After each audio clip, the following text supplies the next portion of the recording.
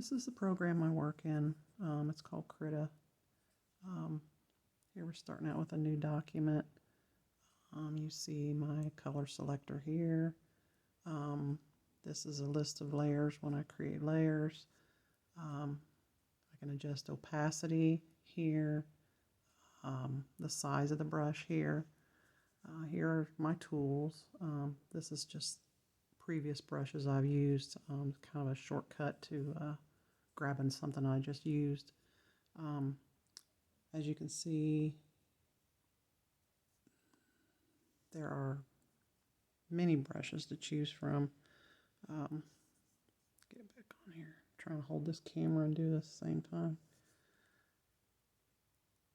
There's a big selection of pre-made brushes that actually just come with the program.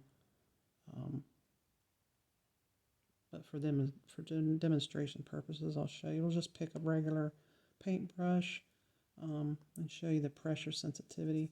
I can, on this is a Surface Pro tablet, so I can use my fingers to zoom in and out or rotate the screen. I can make the background any color I want. Anyway, but this particular brush, the pen is pressure sensitive, so if I press lightly, I'm going to have a light, thin line, and then if I press harder, it'll get, bigger and heavier. I can select any color I want over here. So we'll go to a green. Like again, if I press lightly, it's very transparent, and then if I press heavily, it becomes thicker.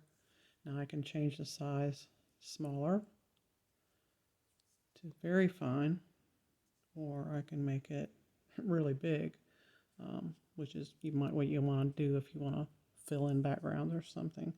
I just hit delete on my keyboard if I want to clear the canvas. Let's select another brush.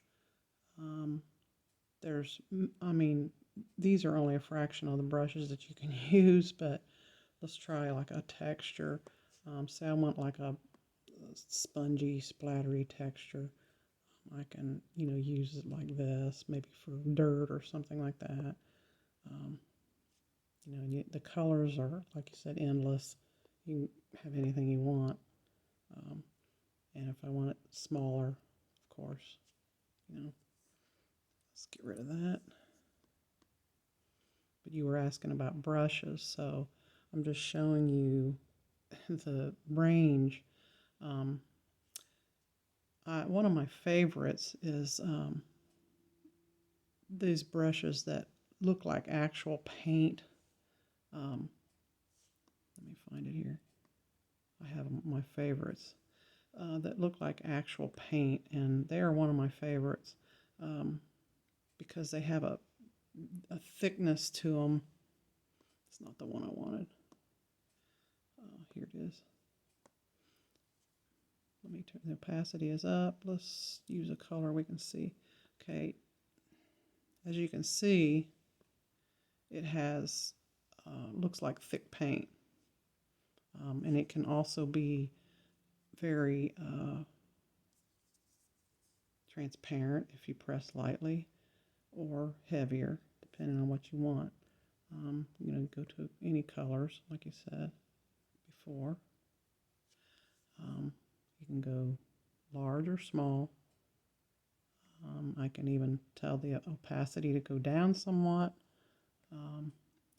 so that even if I press hard, it's still going to be transparent. Let's get rid of that.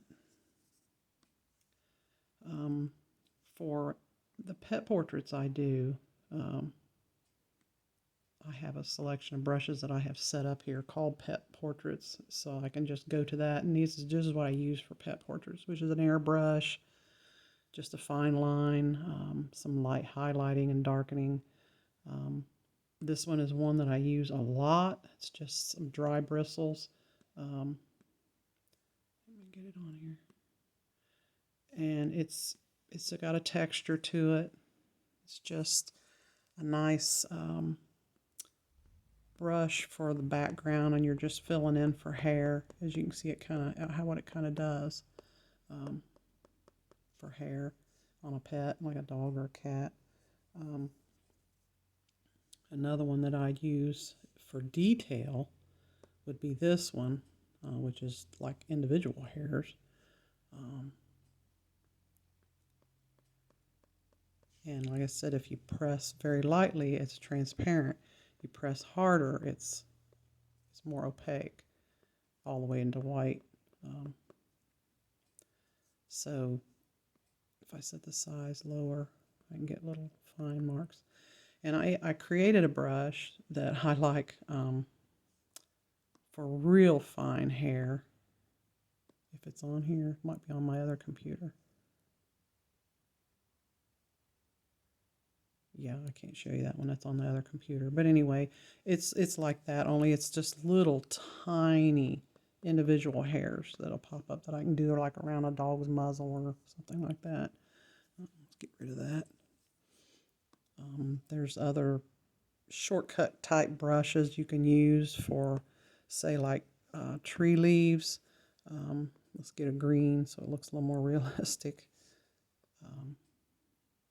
It's kind of a stamp, really, and when you paint it rotates, and harder you press, the more opaque it is. You can select, lighter colors for your highlights, and it's kind of fun to play with, There's several vegetation type brushes that I could use. Here's their color presets, the ones that I've been using in the document. They're all going to be lined up here.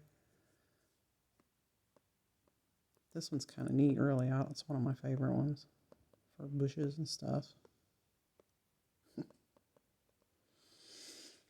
So anyway, that just gives you an idea of the versatility of this thing. Let me get rid of that. Get back out.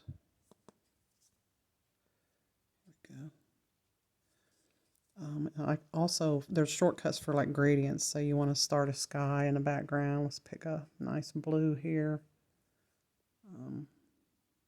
So we want a sky. I hit my gradient tool over here and just draw straight whatever line I want it in. And say I want clouds. I'll go back to my brush tool. I'll pick this particular brush, which it's actually up here, but these are ones I've been using.